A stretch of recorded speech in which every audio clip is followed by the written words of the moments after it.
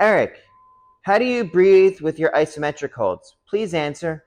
God bless. Hey, if you're new to the channel, thanks for stopping by. My name is Eric Moss. I'm a personal trainer, motivational speaker, and a modern day performing strongman.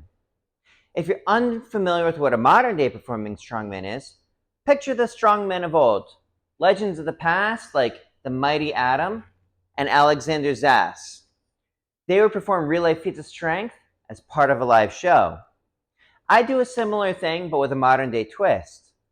Some of the feats of strength that I've performed in front of a live audience include things like bending steel bars, breaking chains with my chest, twisting horseshoes, rolling up frying pans, driving nails through wooden boards by hand, and even holding back a high-performance motorcycle. Now, being a modern-day performing strongman and the fact that there's not a whole lot of us around these days to answer people's questions, in an effort to grow my YouTube channel by giving you guys what you want, I started a YouTube series called Ask Eric Moss, where I'd invite you to ask me a question by dropping it in the comments below. And when you do that, I try to get back to you with your very own custom video answering your question. Pretty neat, right? Now, before I continue with the questions, I want to say where I've been. I've been fine, right? But my video editing program stopped accessing my photos, so I stopped being able to edit my videos, and then I lost my momentum, and I just got caught up with work.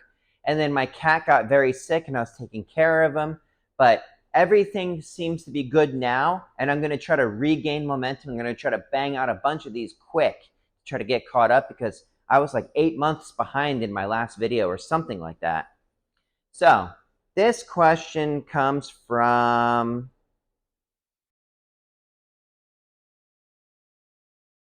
Hold on.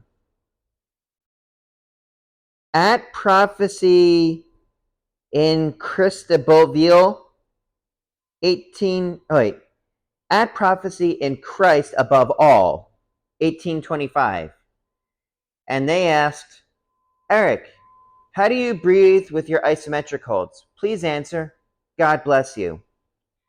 Thank you for your well wishes. I do feel very blessed in the life that I live. I mean, I've had adversity in the past, like so many of us have had. But in terms of my life, I've got a wonderful family that really looks after me and loves me, and I love them so much. My cat, knock on wood, God answered my prayers. My cat is much better now. And I've been blessed with a career that I really enjoy. As a personal trainer, I get to hang out all day and listen to awesome music and help people accomplish their goals, which is incredibly rewarding for me. And then as a modern day strength performer, I get paid to show off. And then people tell me I'm amazing afterwards, and it is a absolutely amazing thing. And I feel fortunate in that when I'm doing my show and I give a motivational speech, I'm able to keep my first mentor's memories alive within the strongman world by saying what I learned from them that allow me to do the things that I can do and change people's lives for the better. And it is an amazing thing to be able to do that sort of thing. It's also one of the reasons that, like, when up-and-coming strength performers ask me how to get gigs and how to get presentations and stuff like that, I'll say, first, if I vetted them to make sure that they're in it for the right reasons, that's when I'll say, let's get on the phone. I'm going to tell you everything so that we can spread the word on this thing and let people know strength performers are still a thing, which is also one of the reasons I started this YouTube channel.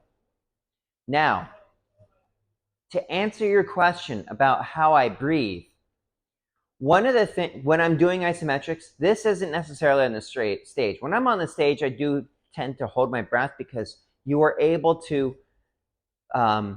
get more power out that way. But with isometrics, one of the issues is that when you're performing isometrics, and this actually happens when you're lifting weights as well, is your blood pressure temporarily spikes.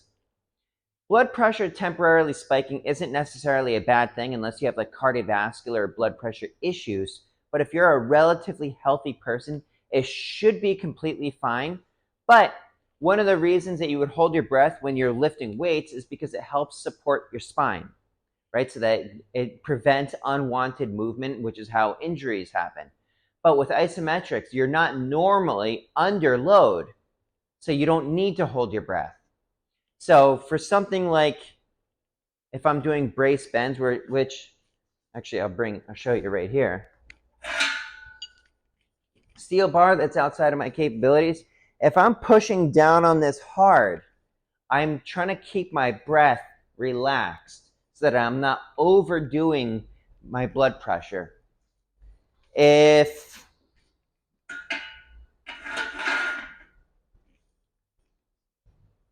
let's say I'm doing heavy supports like with a squat,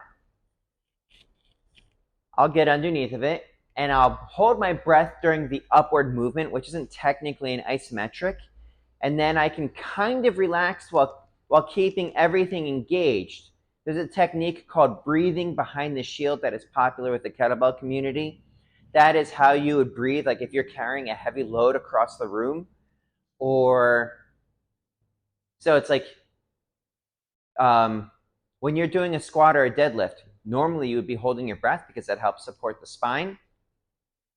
When you're at the top, if you're holding it, like with the timed holds that I would do when I was practicing holding back the motorcycle, I would breathe behind the shield where it's like taking kind of shallow breaths while keeping my abs engaged the entire time.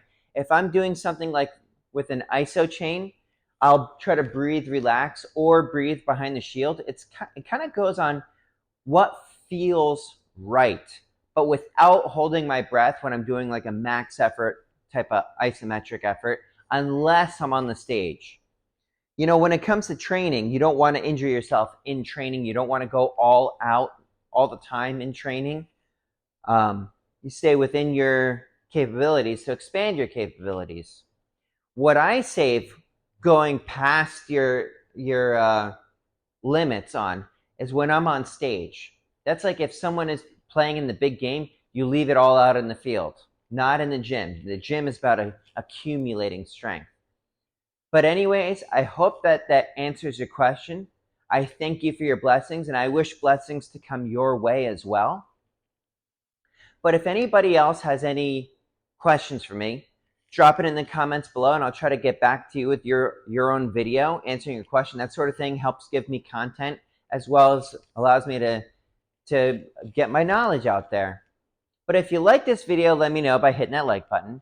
If you want to see more of this sort of thing, or you want to see the chronicles from my various performances, I haven't really put together a vlog in a while, but I'm going to try to start doing that again if I can squeeze time into my day for it. But if you want to see those chronicles, subscribe to the channel. If you think anybody should see this, please share it with them. This YouTube thing isn't rocket science. And if you want to support the channel, do all the things that I just mentioned. That sort of thing helps me grow. Or you can provide a super thanks. If you provide a super thanks, I'll shuttle your question to the front of the queue. And you can also support the channel by picking up a copy of my book that chronicles my story, becoming a modern-day strength performer, as well as some fun stories along the way. And everybody who's read it seems to really enjoy it, whether they're interested in feats of strength or not. It's a story, just like when you read books about rock stars and professional wrestlers and stuff like that. But that is it for today. Please stay tuned for next time. And in the meantime, please stay happy, healthy, and strong. Eric Moss, over and out.